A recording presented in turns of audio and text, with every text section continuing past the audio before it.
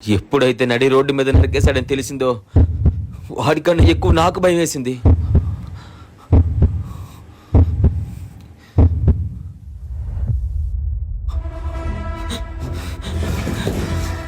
అరే విష్ణు, ఏం చేస్తున్నావురా? కొడుకు అల్లంత పని చేశాడే.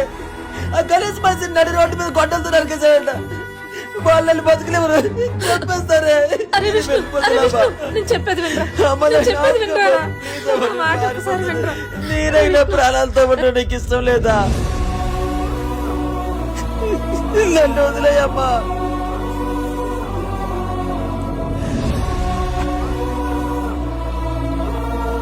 ఆ ఊర్లో ఉంటే చంపేస్తారని తెలిసి ఐడెంటిటీ మార్చుకొని ఇక్కడికి వచ్చి బతుకుతున్నా.